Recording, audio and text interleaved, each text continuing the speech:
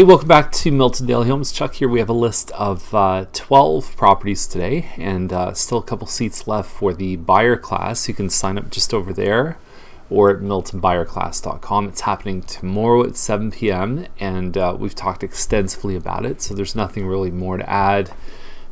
It's free, pretty much. For a food bank donation, you get a ton of awesome information. And anyway, Milton Buyer Class. Let's get started with today's list, and we're going to go over the regional official plan as we talk about one of today's listings and what will actually happen with the town's future. So stay tuned. Now, 371 Bronte, number 73, is $299.9. 3-bedroom, 2-washroom. They do feel kind of vertical. I mean, there's a lot of stairs in here. There is a gas. There's a white gas stove, but they have a stainless steel dishwasher. So white, white, white, and then you've got stainless steel. I'd probably switch it out just to match everything.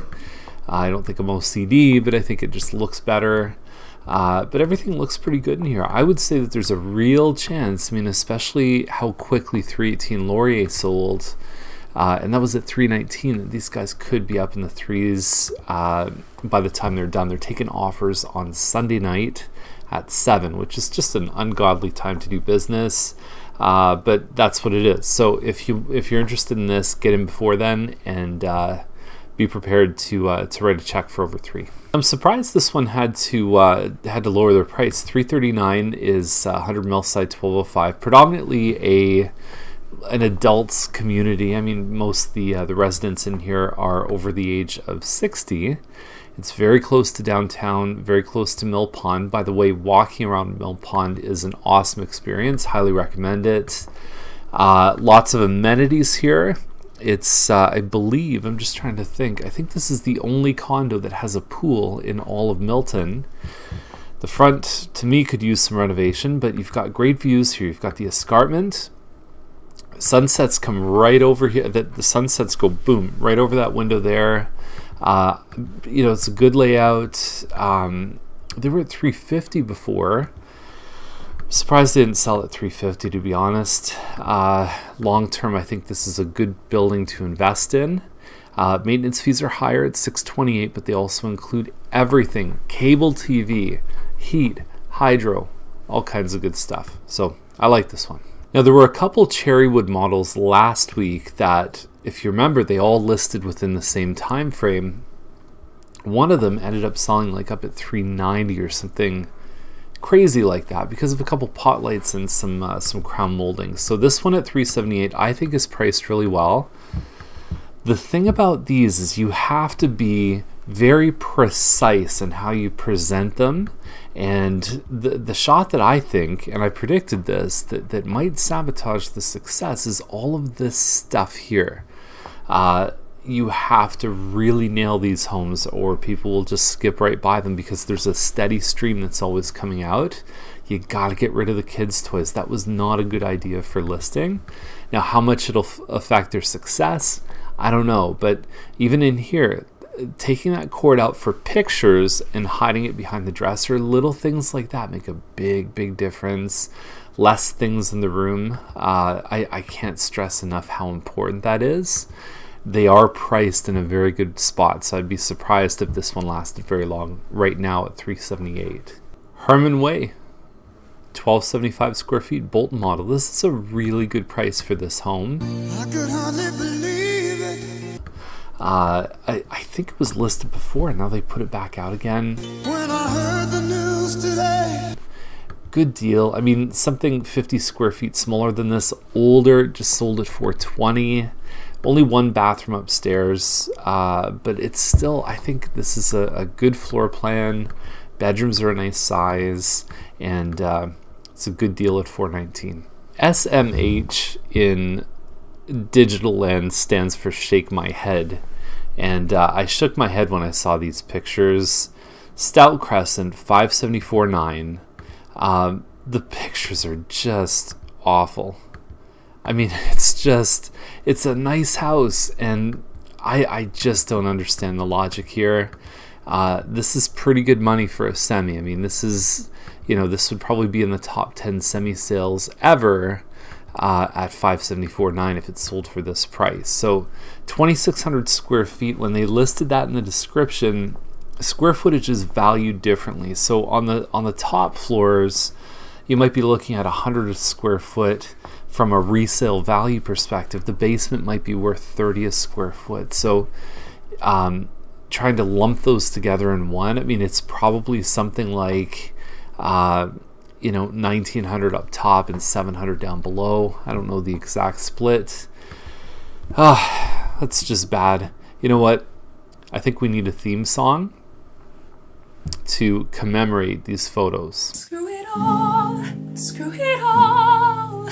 Can't hold it back anymore. Okay, let's wash that away. Okay, so we've got Yates Drive 589.9. They were at 600. I thought they weren't that far off. This is a nice looking home. It's just over 1,800 square feet plus a finished basement.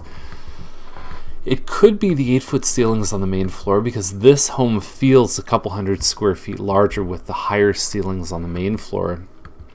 But they've done about everything you could do in a home like this, right down to the details in the laundry room, the custom light fixtures. It's just really presented well. The furniture looks great, model home quality. So I gotta figure they're doing something right at $589. I thought they were good at $600. $589, obviously even better. 5051 Tremaine, $949. So possible future development options. There's no pictures. I don't know how much value the house has. So here we go. There is, I'll show you where it is first of all. So Tremaine, it says Tremaine in Britannia. It's actually a lot closer to Lower Baseline. So here is the property right there. And you have the train tracks just over here.